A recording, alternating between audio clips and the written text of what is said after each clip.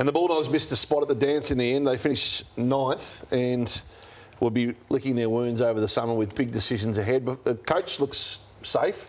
Luke Darcy, the football director, was very defensive of him on the weekend.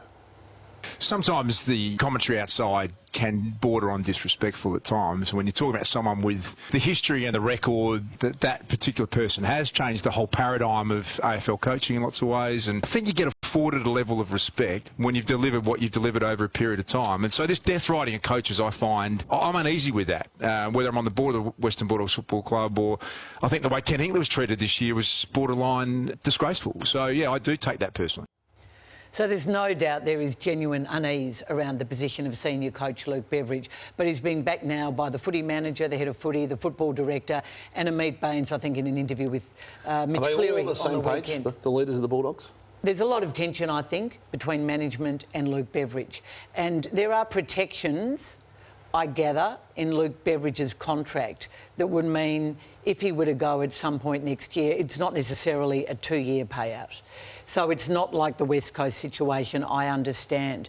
But, you know, exit interviews are going on at the moment again, a bit different for the Bulldogs because their VFL side has performed really well. Bailey Williams, another name we hear that just is a little bit concerned about the club and the direction and the lack of stability and unpredictability at time within the coaching ranks. Two senior assistants have now left. One, of course, we know that the coach wanted to keep. I gather there'll be more to go, Matthew, and the club has a long list of senior assistant candidates they're going to bring in to bolster Luke Beveridge. Stuart Dew is one of those names. So there is going to be some big changes to the football department, more than we've already seen. And in the future of Bailey Smith, which I think is very much the jungle drums beat around Bailey consistently, and what happens there and which party is feeling each other out in that situation, because I'm just not certain the Bulldogs are necessarily not a seller at the right price. Publicly, and Amit then Baines Adam again, we keep hearing is not happy. Publicly, Amit Baines, and then you've got Norton and English coming out of contract as free agents next year. I mean, this is a big turning point for the Western Bulldogs. So Amit Baines has said that Bailey Smith is a required player. But there is huge frustration with him. He's on a huge amount of money. He's clearly a very high-maintenance player. Several clubs looking at him, Collingwood and Hawthorn, as well as Geelong. But they are adamant they're not going to... Does he represent a risk for another club to take, though? I think Geelong's the right home for him. They've taken a risk on players like Tyson Stengler with really good results. So he's a hard worker and I think he fits in perfectly. But the Dogs are saying that pick 8 won't cut it. So it's going to be a... That's what they say now. Yeah. But I think that may change down the track. But I think when you look at the Bombers who we've just touched on, when you see players want to leave, like in that period where, you know, Fantasia, Danaher, Sard, you realise you've got problems as a football club. But do you think they've got their heads in the sand when you hear comments like that from Luke Darcy?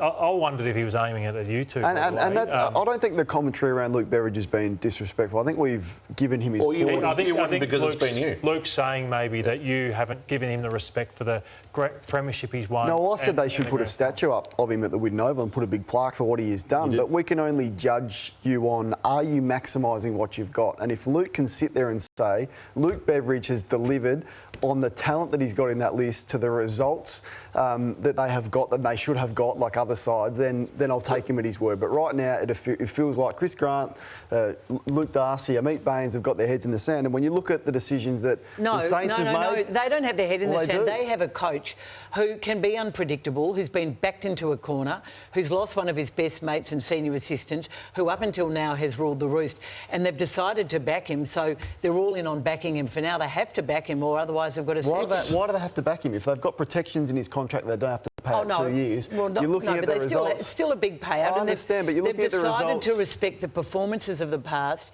and I think, my view, give him 1 more year. It's a long time ago. It's 7 years ago. You say, so you can contradict him. There's a power battle, isn't there? They're trying to... He did, and there was a lot of tension in the corridors, I can tell you, at the Whitten Oval at the moment. And then the other backdrop to this is they are second-guessing the list.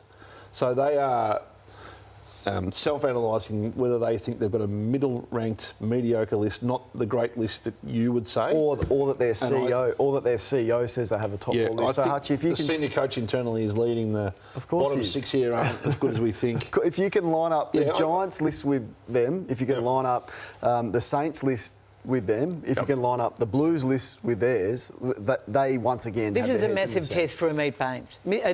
This is Brian Cook and Mark Thompson all those years ago at Geelong. Yep. Has Amit got the strength to control the coach and get him to perform at his best next year? It could be a great result. And clubs love to prey on the perceived weak. There's big circles on some of those players at the Bulldogs and whether they're prone for a raid right now among other As clubs. there should be.